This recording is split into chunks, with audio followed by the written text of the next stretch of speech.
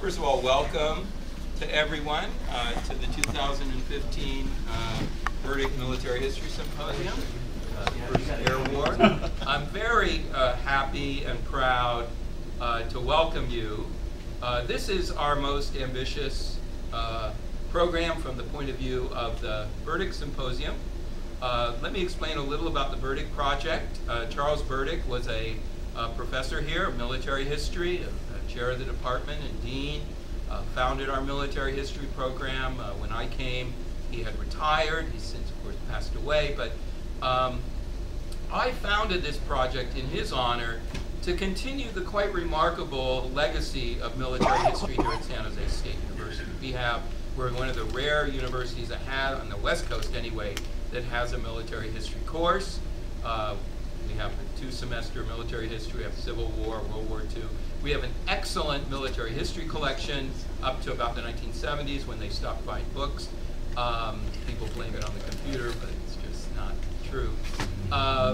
Anyway, but if you get a chance to go over to the Martin Luther King Library and go up and our World War I and World War II collections are quite remarkable. Also, the Burdock Project, which sponsors these lectures, also has a room. Unfortunately, it's not open, but if anybody wants, I can take you over there. We have about 10,000 books, including a very good collection on the Civil War, World War I, World War II, and Vietnam. The books don't circulate, but it's open to the public. So there's some yellow sheets there if you want more information, and if you ever just want personal access, just let me know. I can open it up for you. And when I get work study students, I can blame the Department of Defense for that. But when I get my work study students, then that'll be open Monday to Friday. Also, there's a sign-up list if those of you that want to get email notices about military history events or veterans events here at San Jose State or around the Bay Area, just leave your email.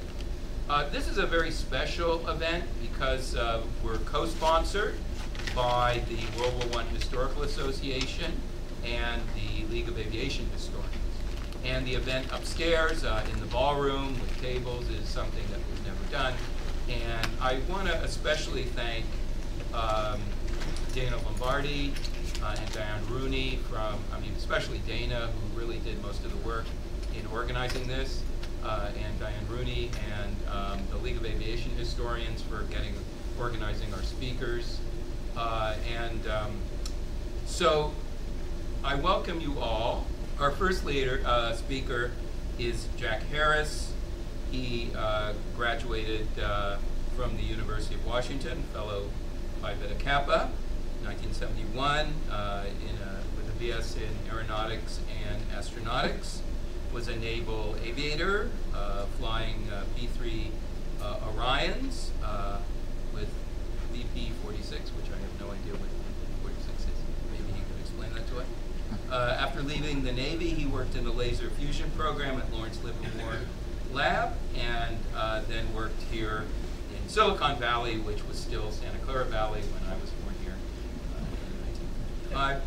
But Jack has written more than 50 articles and 18 books about World War I aviation, and of course brings both his own flying experience and engineering background, which is, I think, a very unique kind of approach.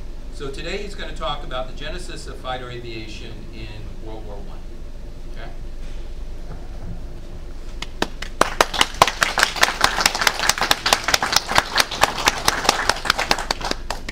Okay, so when I was approached about doing this, I suggested doing a book on, or not book, this is my 19th book. I decided to do a book on the talk once I started working on the talk, okay? So I realized that normally I focus on the airplanes, and I was asked to also talk more about the men and the tactics and this sort of thing, so we're going to talk about that a little bit this morning as well.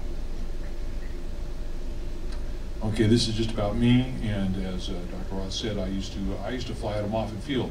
Remember all those annoying P-3s that would fly over and make all that noise? Well, I was in one of them for quite a while, okay? So one way of characterizing the airplanes of World War I in the fighter planes in particular, is to look at them as in various generations of aircraft. And Richard Hallion wrote a book in 1984 about the rise of the fighter aircraft, and he used 5 generations. And when I looked at this and was working on, let's go back here. When I was looking at this and trying to sort all this out, I realized I thought we needed just a bit more resolution. So what his generations 3 and 4 are my generations 3, 4, and 5. I thought we needed a little bit more resolution there to make sense of some of these airplanes. And some of my, where I place some of the aircraft in the various generations is a little bit different than his. And I put the characteristics here so you can understand why I chose what I did, okay? So if you look there, you can see the various characteristics of the generations, and then we're going to talk about that in terms of generations. So before the war, there was people were thinking in terms of nautical thinking. In other words, if you look at warship combat, one person conned the vessel. So you got a helmsman who steered it, and you had gunners that fired at the other ships. And that was kind of the concept that people had, because it was the precedent that they had to go by, of mobile vehicles in combat with one another. And so here is a gunner standing up to fire a machine gun over the propeller arc, because at this time they had no effective synchronizers. And this is what the whole airplane looked like. And you can imagine, once the gunner stood up there behind that shield, not only how much drag that produced, which would slow the airplane down, but how much turbulence there would be over the tail surfaces of the airplane. And so the airplane wouldn't be a very steady gun platform. And I enjoy this one. This was a one-off prototype, but notice that the tail boom goes through the propeller. Okay, and this was intended to be a battle plane with a pilot back and the gunner in front, where we had a good field of fire. This, other than the boom going through the propeller, this was a typical concept that was used quite a bit during the war. And then you also had the twin-engine battle plane, and these are some German aircraft. These are the Gotha G1 aircraft. And you can see that this was created as a battle plane. In other words, kind of an aerial cruiser. It was a 3-person airplane. The 2 front cockpits were gunners. The pilot sat in the back. He was the chauffeur. The gunners were supposed to do the work. And that didn't work out too well, because those planes were too big and too slow to catch enemy aircraft. So during the opening moves of the war, pre-war, the airplane was viewed skeptically, and it was viewed as a rich man's toy, and as a non-serious object, because the technology was so primitive. And so the question was, would that be actually effective in war? And everyone realized the potential of the aircraft for reconnaissance, but the big question was it going to be reliable enough and robust enough to actually be useful? And in the first weeks of the war, that question was answered absolutely. The airplane became critical for reconnaissance, even though they were very primitive at the time. And I'm showing you a few graphics of the aircraft, the early reconnaissance planes. Now, basically, the fighter plane was developed in response to the reconnaissance plane.